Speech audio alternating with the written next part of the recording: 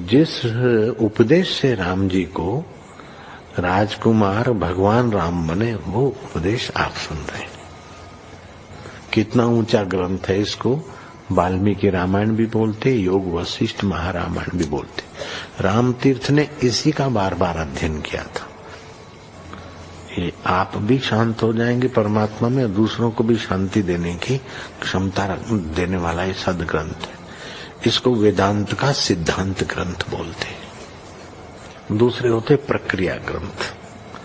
ये करके फिर कब वो आचार्य बनो तब समझो, ये तो थोड़ा पढ़ो और फिर वही सिद्धांत की बात। तो बार बार योग वशिष्ठ महारामायण विचारने योग। ओम श्री सद्गुरु परमात्मा ने नमः। श्री योग वशिष्ठ महारामायण निर्वाण प्रकरण सर्ग 264। श्री राम जी ने पूछा, हे भगवान, अंधकार में जो पदार्थ होता है वह ज्यों का त्यों नहीं दिखता, पर जब सूर्य का प्रकाश होता है तब ज्यों का त्यों दिखता है। इसलिए कहता हूं कि संशय रूपी तम के कारण जगत ज्यों का त्यों नहीं दिखता, पर तुम्हारे वचन रूपी सूर्य के प्रकाश से जो पदार्थ सत्य है उसे सम्यक ज्ञान से जानूंगा। हे भगवान, पहले का एक इतिहास है, उसमें मुझको संशय है, उसे आप दूर कीजिए। एक समय में अध्ययनशाला में विपश्चित पंडित से अध्ययन करता था। वह बहुत ब्राह्मण बैठे थे कि एक ब्राह्मण विदित वेद, बहुत सुंदर वेदांत सांख्य आदि शास्त्रों का अर्थ का ज्ञाता था। बड़ा तपस्वी और ब्रह्म तेज से युक्त, मानो दुर्वासा ब्राह्मण है। सभा में आकर परस्पर नमस्कार करके आसन पर बैठा। हम सबने उसको प्रणाम किया। उस समय वेदांत सांख्य योग आदि शास्त्रों की चर्चा चल रही थी, परंतु उसे देखकर सब चुप हो गए। तब मैं उससे बोला कि हे ब्राह्मण, तुम बड़ी दूर से आए हो, तुमने किस परमार्थ के निमित्त इतना कष्ट उठाया और तुम कहां से आते हो, सो कहो। ब्राह्मण बोला, हे भगवान, जो कुछ वृत्तांत है सो मैं कहता हूं। हे रामचंद्र जी, विदेह नगर का मैं ब्राह्मण हूं, वहां मैंने जन्म लिया था। कुंद के श्वेत फूलों के समान मेरे दांत हैं, इस कारण मेरे माता पिता ने मेरा नाम कुंददंत रखा है। विदेह राजा जनक है। विदेह राजा जनक के नगर से मैं आया हूं। वह नगर आकाश के स्वर्ग के समान प्रतिबिंबित है। वहां रहने वाले शांतिमान और निर्मल है। वहां मैं विद्या पढ़ने लगा। मेरा मन उद्विग्न हुआ कि यह संसार महाक्रूर बंधन है, इसलिए किसी प्रकार इस बंधन से छूटूं। हे रामचंद्र जी, ऐसा वैराग्य मुझको उत्पन्न हुआ कि किसी प्रकार शांति न हुई। तब मैं वहां से निकला और जो जो शुभ स्थान थे वह विचरने लगा। संतों और ऋषियों के स्थान, ठाकुर द्वारों और तीर्थ आदि जो जो पवित्र स्थान थे उनका दर्शन किया। वहां से आते हुए एक पर्वत मिला, उस पर मैं चढ़ गया और एक उत्तम स्थान पर चिरकाल तक तप किया। फिर वहां से एकांत के लिए चला तो आगे एक आश्चर्य देखा, वही कहता हूं। हे राम जी, मैं वहां से चला जाता था कि वहां श्याम वन दिखाई दिया, जो मानो आकाश ही था।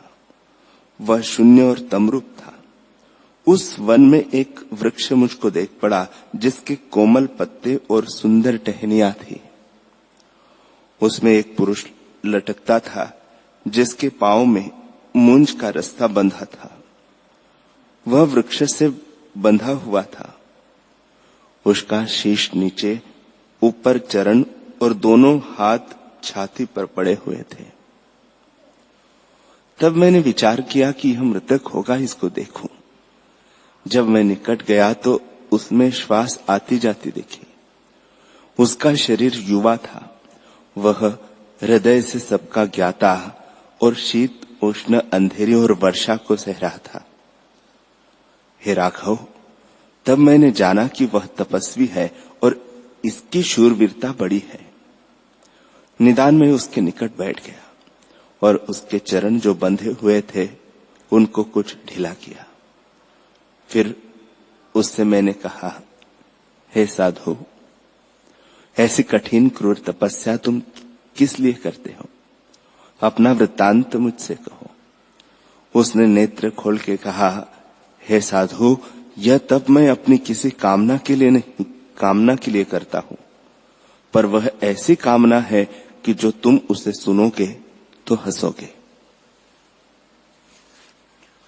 हे रामचंद्र जी, जब इस प्रकार उसने कहा तब मैंने कहा, हे साधु, मैं हंसी न करूंगा, तू अपना वृत्तांत कह, जो कुछ तेरा कार्य हो वह कहे, मैं कर दूंगा। जब मैंने इस प्रकार बारंबार कहा तब उसने कहा कि मन को उद्वेग से रहित करके सुनो।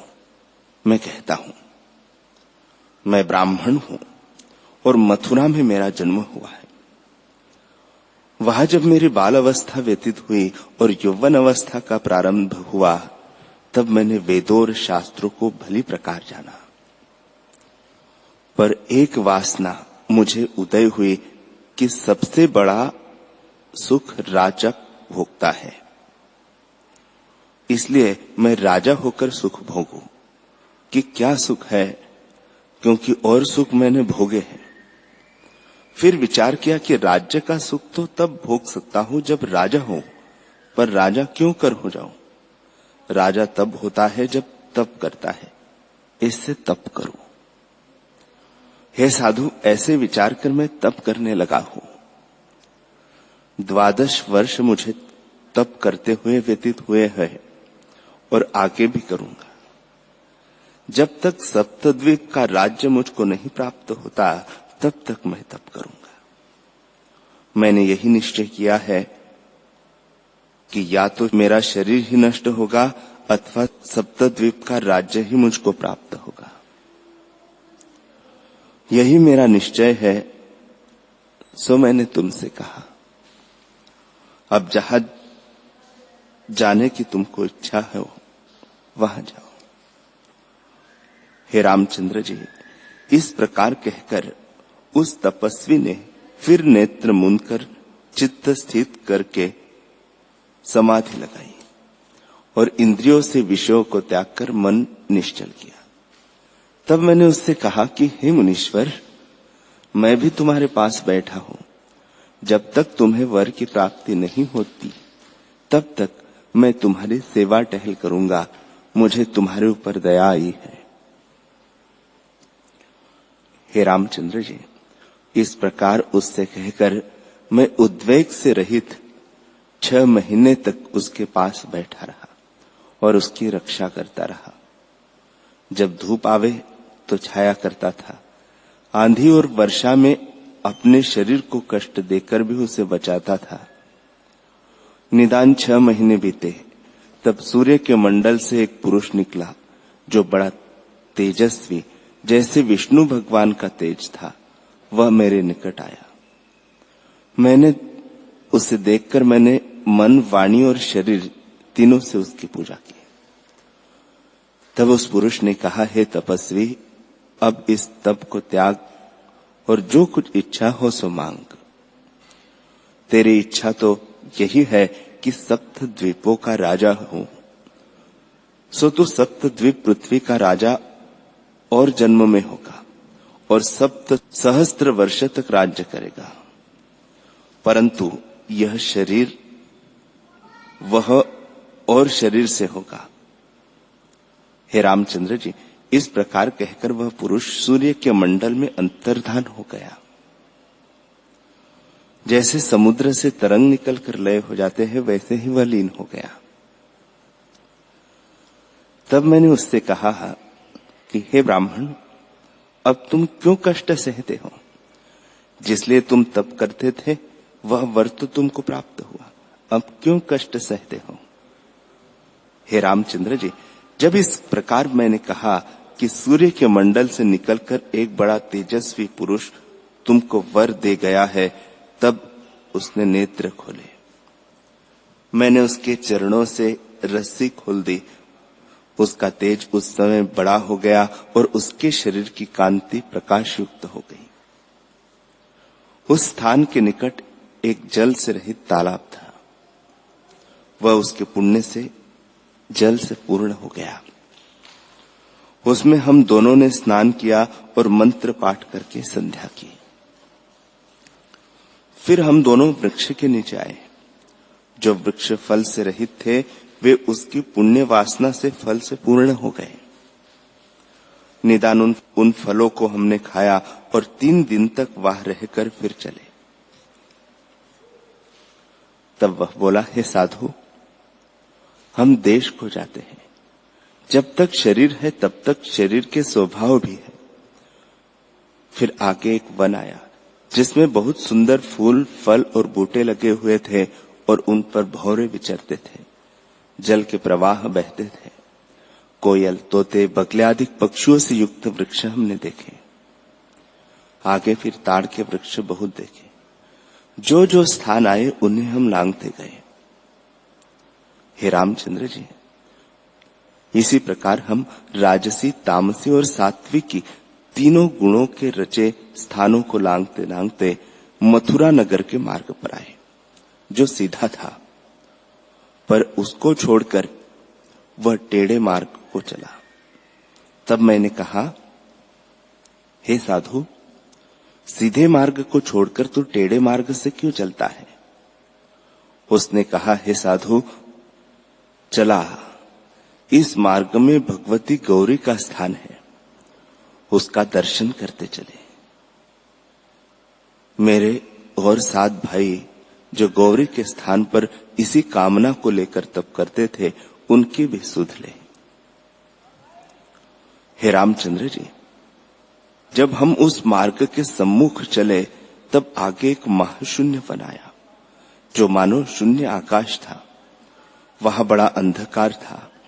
वहां वृक्ष, पशु, पक्षी और मनुष्य कोई न दिखता था। उस वन में पहुंचकर उसने मुझसे कहा, हे ब्राह्मण, इस स्थान में मैं आगे 6 मास रहा हूं। मेरे 7 भाई और थे। उन्होंने भी यही कामना करके देवी का तप आरंभ किया था। चलो देखें।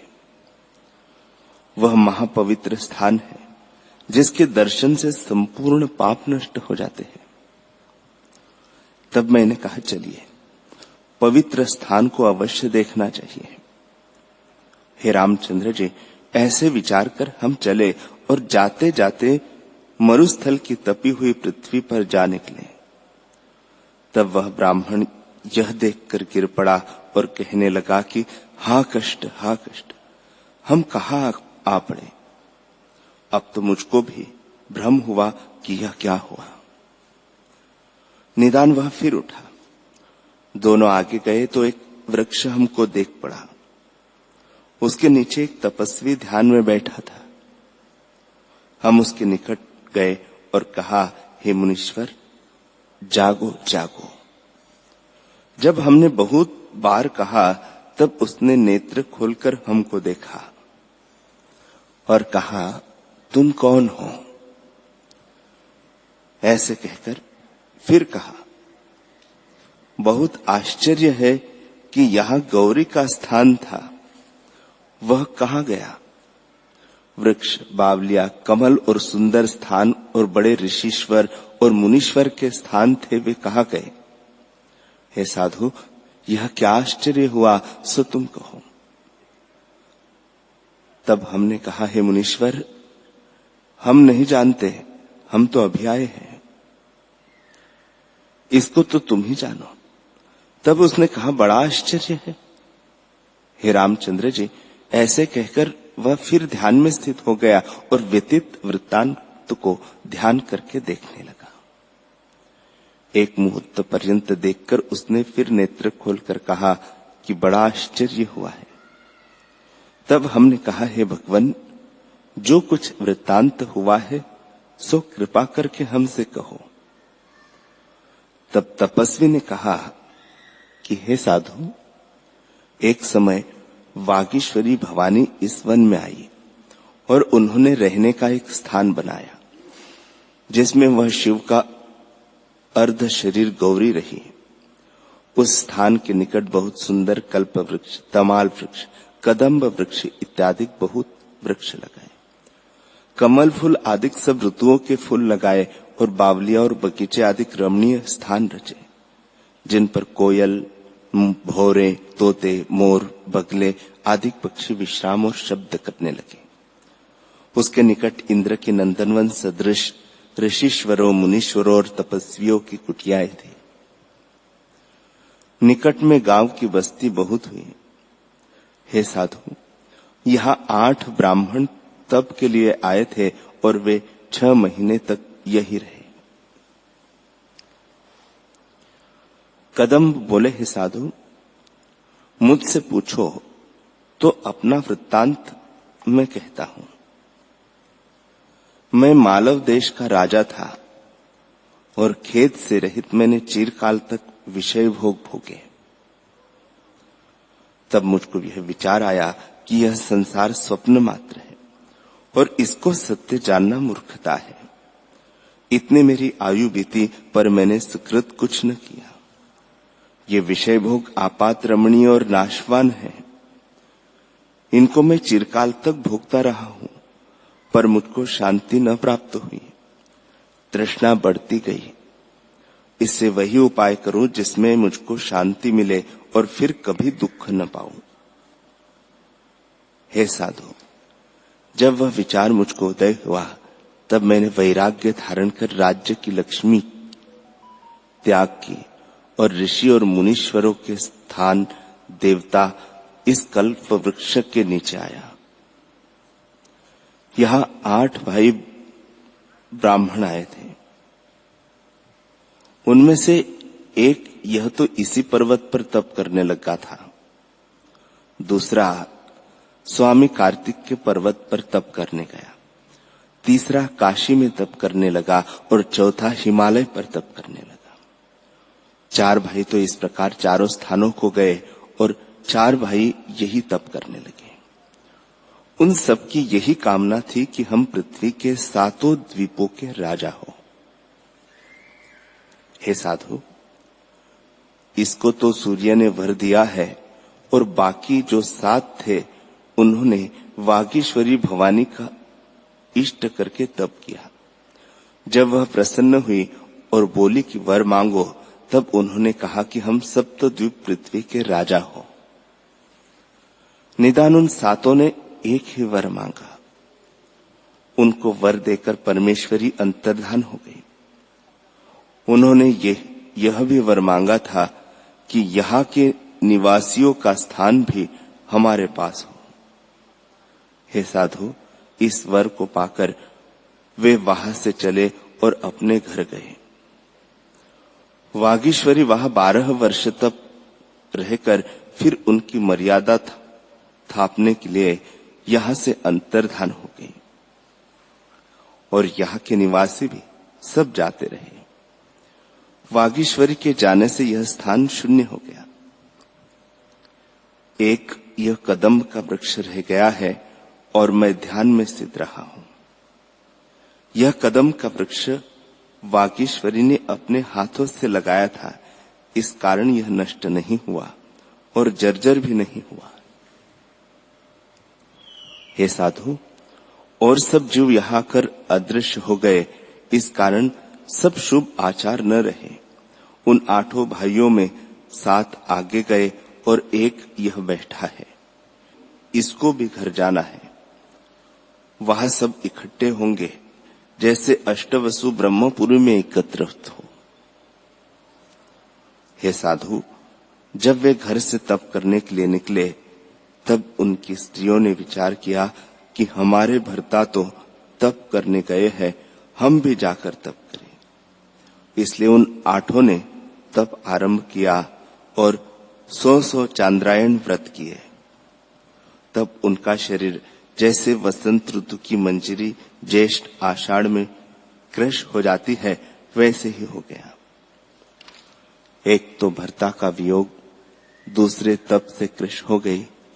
तब पार्वती वागीश्वरी प्रसन्न हुई और बोली कि कुछ वर मांगो। जैसे मेघ को देखकर मोर प्रसन्न होकर बोलता है, वैसे ही वे प्रसन्न होकर बोली, देवताओं की ईश्वरी, हम यह वर मांगती हैं कि हमारे भर्ता अमर हो, और जैसे तुम्हारा और शिव का संयोग है वैसे ही हमारा और उनका हो। तब भवानी ने कहा, हे सुभद्रे, इस शरीर से तो कोई अमर नहीं होता।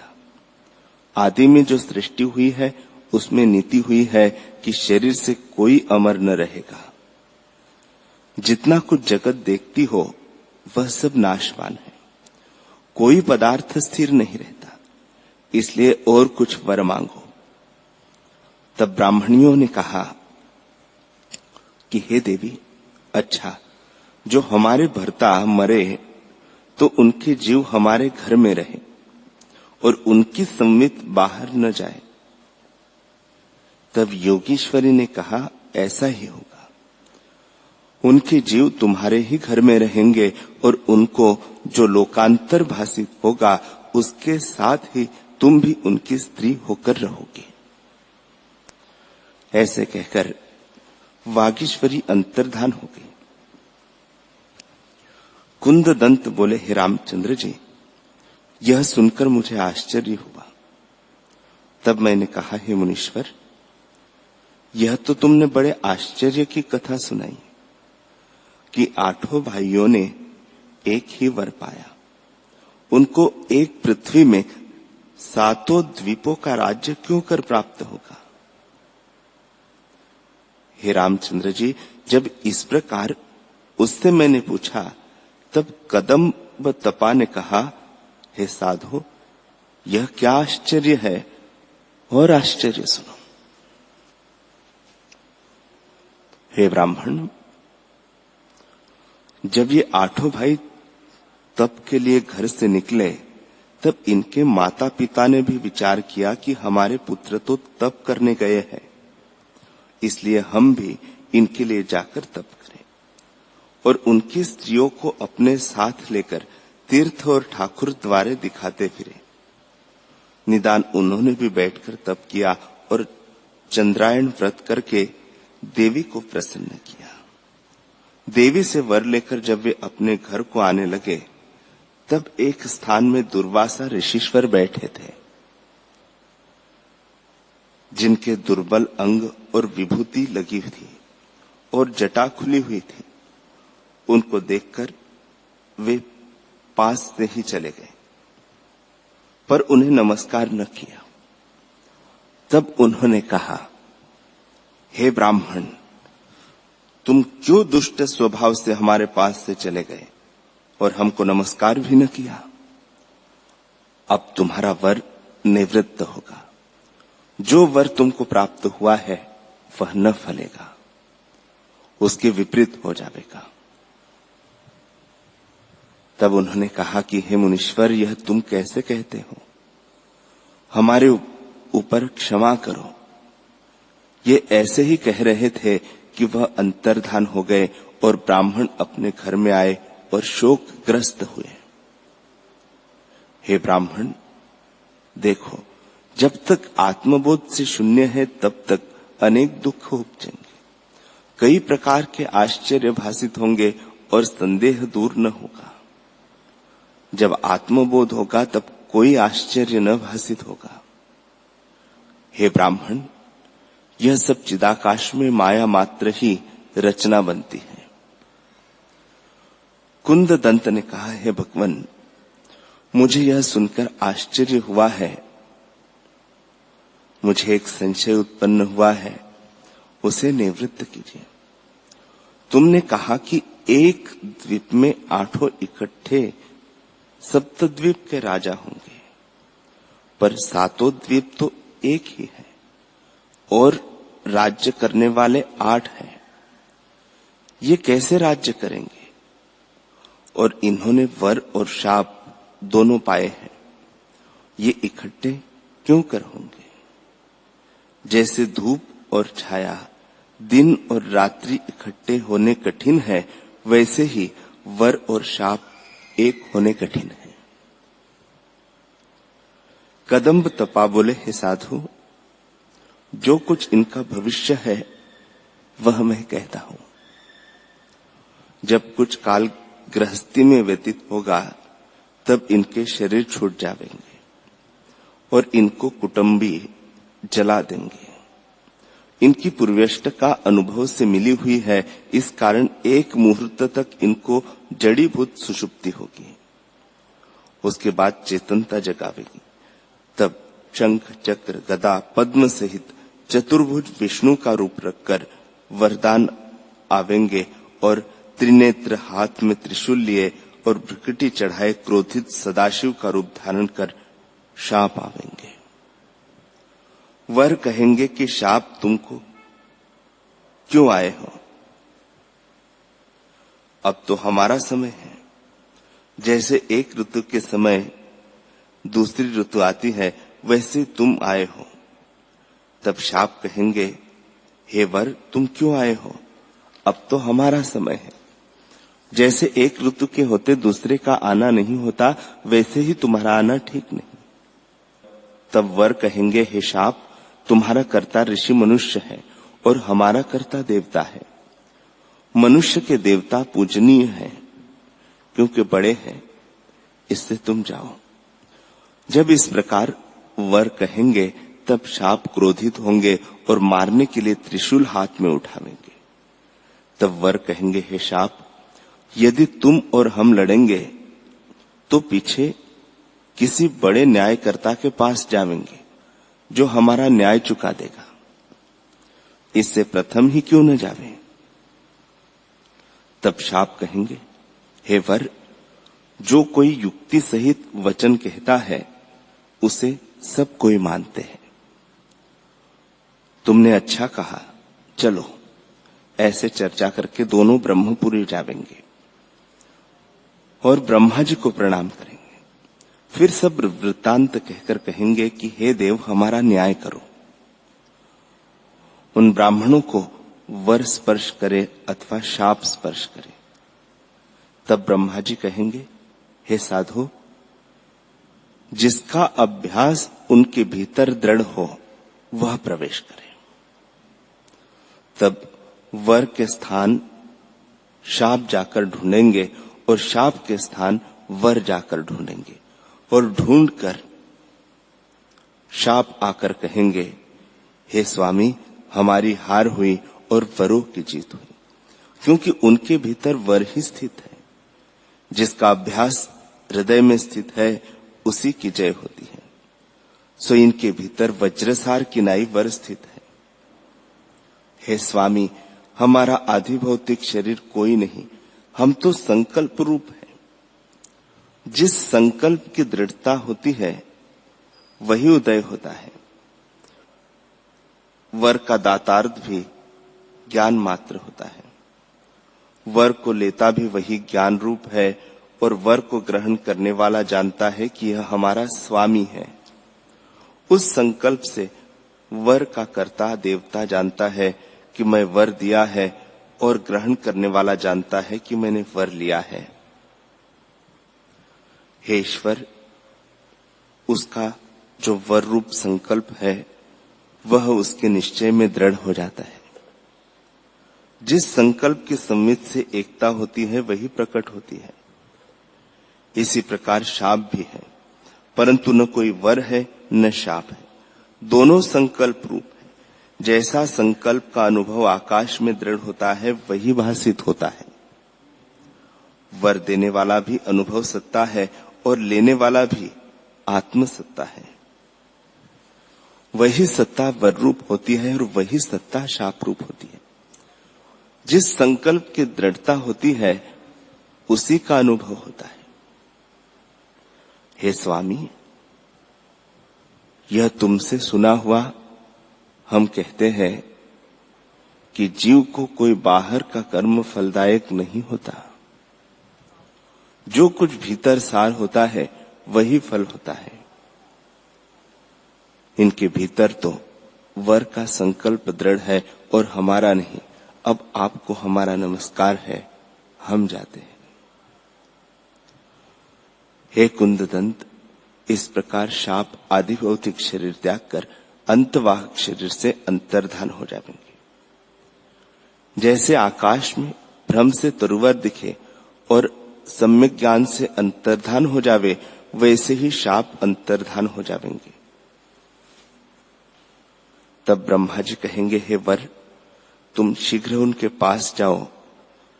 तब वह वर और दूसरा वर जो उनकी स्त्रियों ने पाया था कि उनकी पुरेष्टका अंतःपुर में रहे, फिर पूछेंगे कि हे भगवान, हमको क्या आज्ञा है? हमको तो उनको उसी मंदिर में रखना है। उनको सप्तद्वीप पृथ्वी का राज्य भी भोगना है और दिग्विजय करना है। यह कैसे होगा? तब ब्रह्मा जी कहेंगे कि हे साधो, यह क्या है?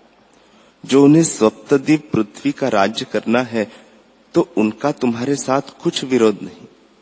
तुमको उसी मंदिर में उनकी पुर्यष्टका रखनी है और वही राज्य भोग कराना है। इसलिए जो कुछ तुम्हारा स्वभाव है वही करना। कुंददंत ने पूछा, हे भगवान, इससे तो हमको यह बड़ा संशय उत्पन्न हुआ कि उसी मंदिर में आठों भाई सप्तद्वीप पृथ्वी का राज्य कैसे करेंगे? इतनी पृथ्वी उस मंदिर में क्यों कर समाएगी? यही आश्चर्य है। जैसे कोई कहे कि कमल के फूल की कली में हाथी शयन करे या उसमें हाथियों की पंक्ति है तो यह आश्चर्य होगा, वैसे ही यह भी आश्चर्य की बात है। ब्राह्मण बोले, हे साधु, आकाश ब्रह्म रूपी है। उसके अणु का जो सूक्ष्म अणु है, उसमें जो स्वप्न आया है वह हमारा जगत है। यदि स्वप्न में यह सृष्टि समा रही है तो उस मंदिर में उसका समाना कौन सा आश्चर्य है? हे साधो, यह सब जगत स्वप्न मात्र है और अहम तुम आदि सब जगत स्वप्न निद्रा में फुरता है। आत्मसत्ता सदा अद्वैत, परम शांत और अनंत है। उसमें जगत आभास मात्र है। जैसे स्वप्न में अपना अनुभव ही सूक्ष्म से सूक्ष्म होता है और उसमें त्रिलोकी भासित होती है, यदि सूक्ष्म संवित में त्रिलोकी भासित होती है तो मंदिर में उसका भासित होना क्या आश्चर्य है।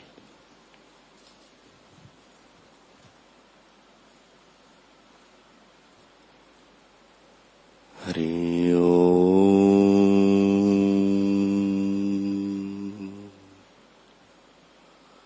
हरि